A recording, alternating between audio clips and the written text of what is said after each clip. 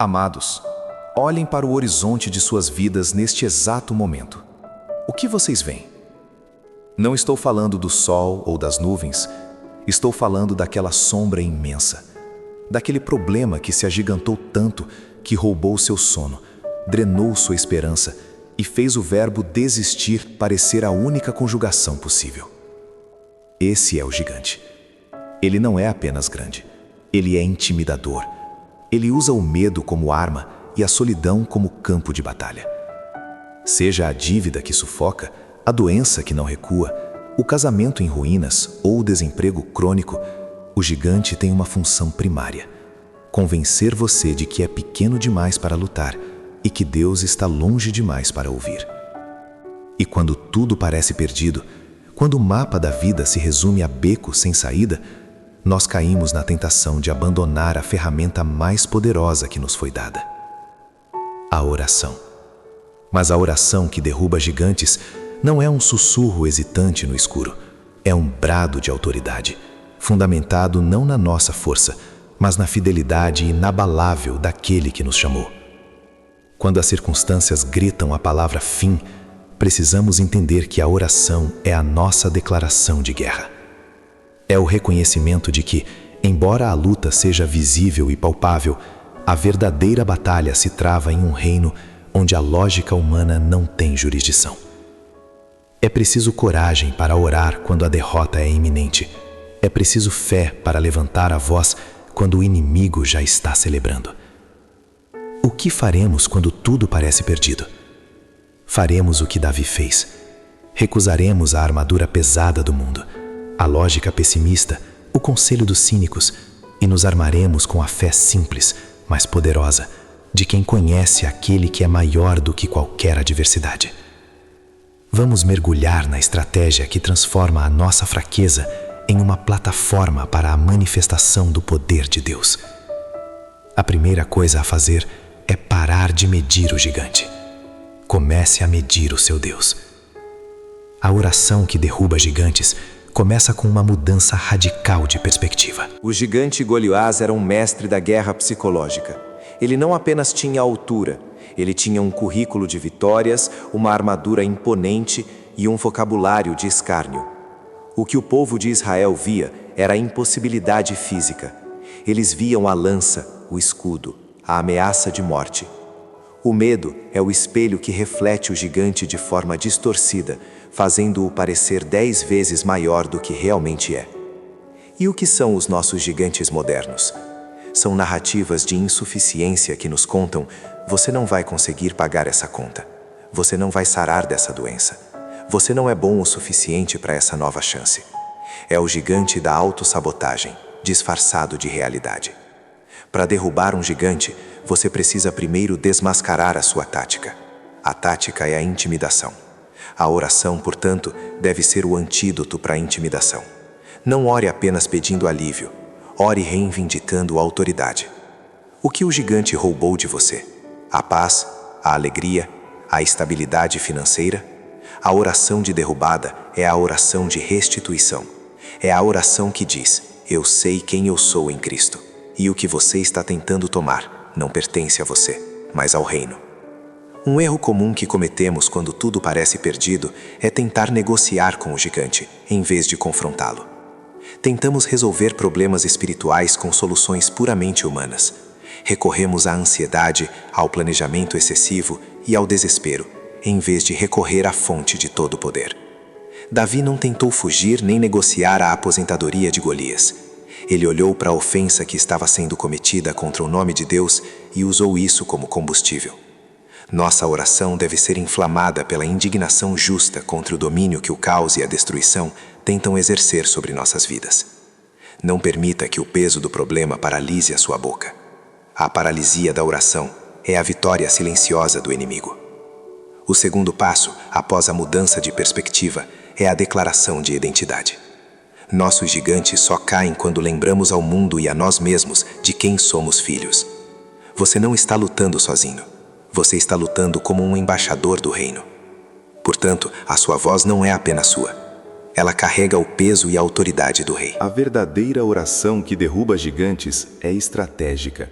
Ela não é feita de palavras vazias repetidas de forma mecânica, mas é um plano de ataque espiritual. Quando tudo parece perdido, precisamos ir além da oração de ajude-me e entrar na oração de eu te louvo. Por que o louvor é tão vital quando a situação é desesperadora? Porque o louvor é a maior prova de fé. É dizer a Deus: minhas circunstâncias estão horríveis, mas minha confiança em Ti é maior do que o que meus olhos veem.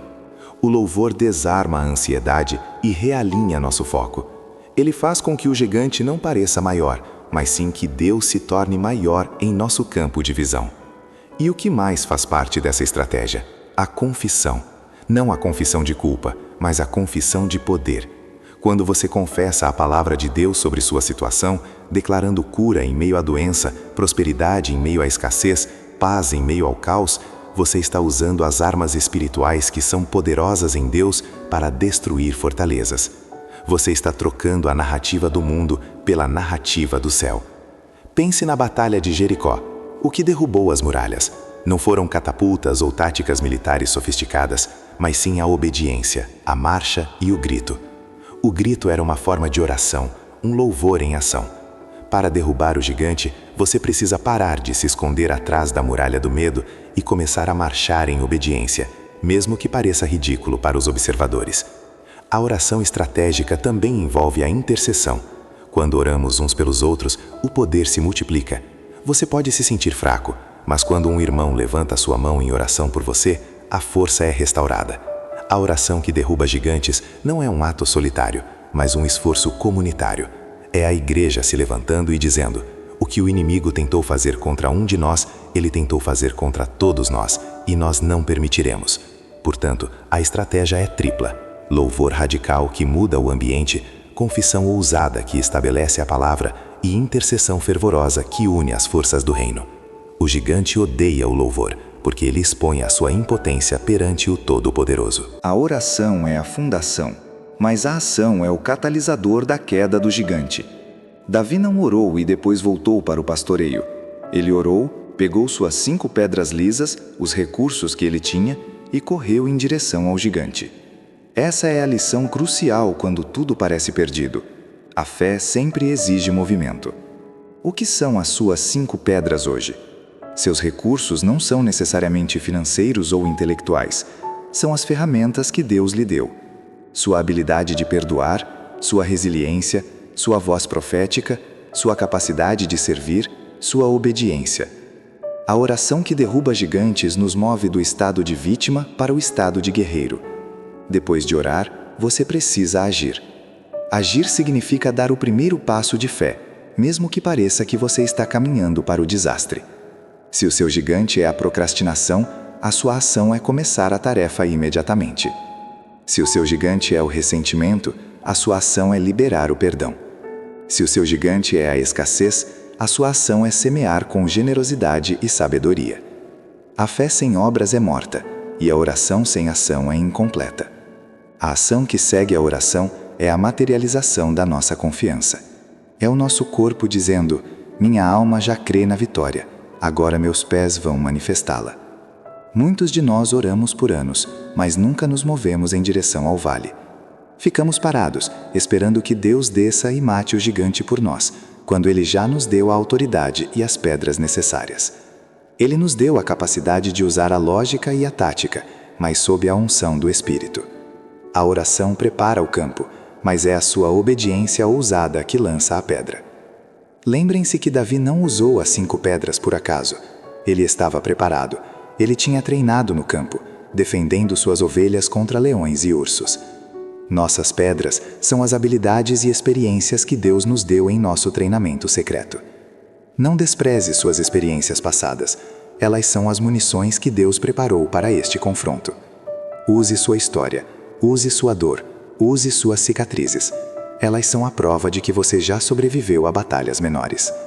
A ação pós-oração é o ato de coragem que transforma a fé espiritual em vitória terrena. E o que acontece quando a pedra atinge o alvo?